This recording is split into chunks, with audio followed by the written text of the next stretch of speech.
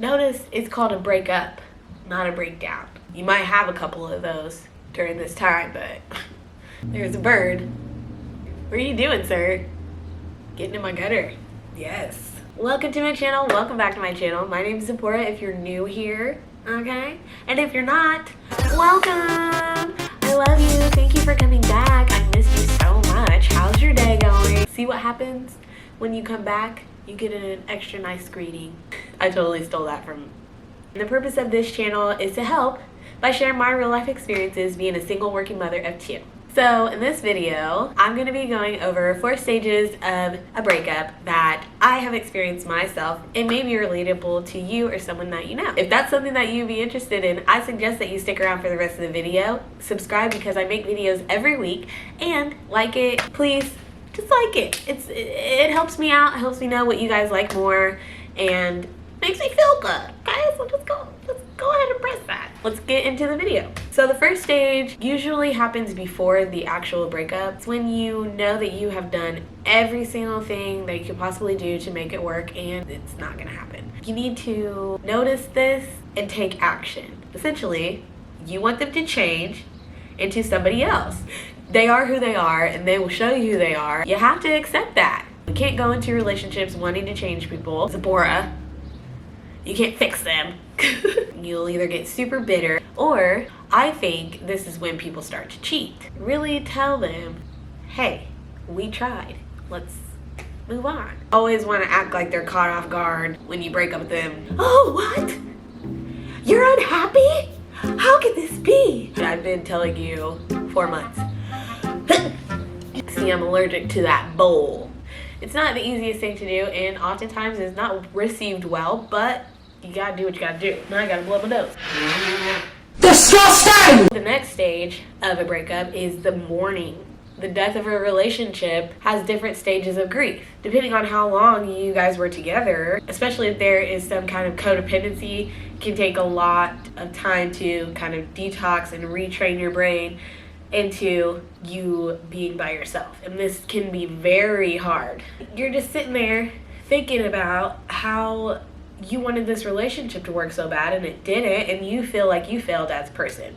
Even though you're ending things, it's not because you think you're perfect, but it's to save yourself and your partner some heartache. And yes, it does hurt to break up and then be alone. Eventually, it's not gonna hurt as bad. But if you just wait to get more and more invested in the relationship, man, can you imagine if you're dating someone for 4 months and they showed you all of their warning signs and triggers and you still married them? Or you had a baby with them? You think it's just gonna get better? No. We're just so sad because nobody wants us. We're fat and ugly and we have a unibrow and acne scars and a C-section scar, and we have 2 kids and nobody's ever gonna want to be with us. We just sit and wallow in our self-pity. We're so used to being with someone that we don't know what to do when they're not there. A lot of times your partner will move on a lot faster than you too. Seeing your ex with somebody else so quickly can definitely be that double-edged sword that you need to really send yourself into a mental breakdown. I would suggest during this time you block them off of social media and you guys don't talk. Like, if you're gonna be friends with your ex, it needs to be sometime down the road. It can't be like right after y'all break up. The lines are too blurred. Somebody is gonna be way too invested in the other one's business, and the other one is gonna be way too invested in their own business. It's a mess. Don't do it. That's when the crazy comes out, when you go from sad to mad real quick. You gotta remove yourself from their life completely. The next stage of a breakup is called the hoe season, better known as hot girl summer.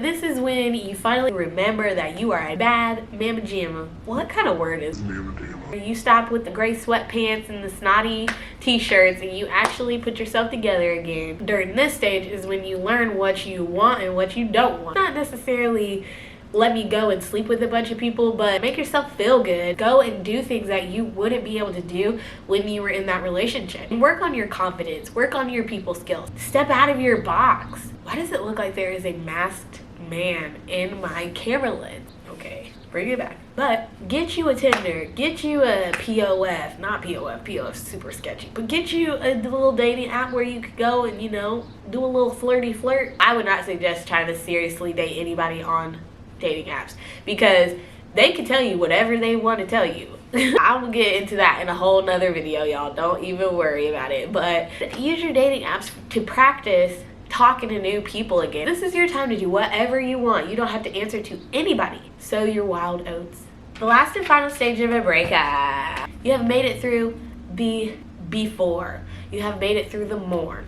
You have made it through the hoe season. And now you are coming to when you're by yourself and you see clearly. This is the stage that a lot of us never get to because we are so scared of being alone.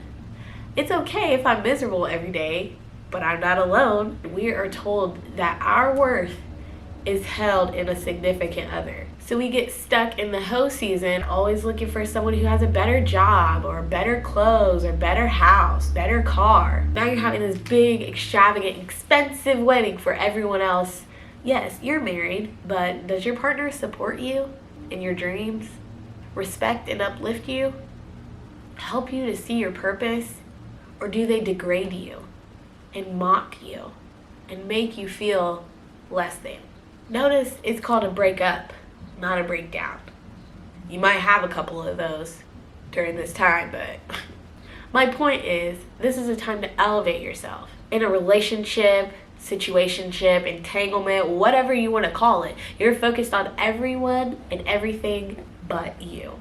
You're trying to be everything that your partner wants so bad that you lose sight of who you actually are and what you actually like.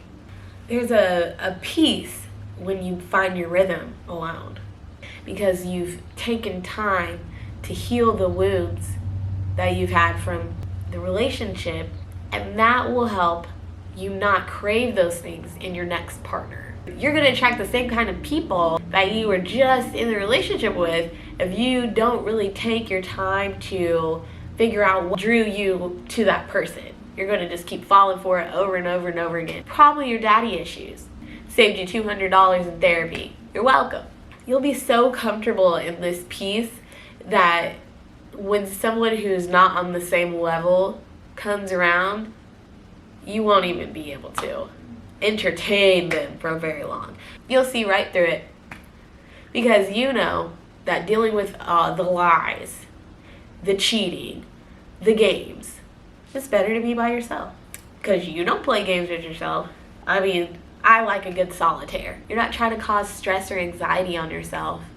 I strongly believe that it's only when you're truly comfortable with being alone that someone will find you that you'll want to be alone with. You'll start attracting people that have their own peace, so they know that their happiness doesn't rely on your shoulders. You're just a human. That is the relationship that I pray for you and for myself.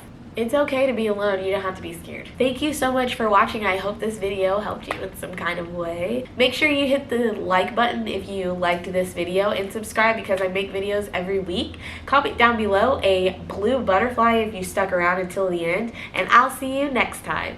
Bye!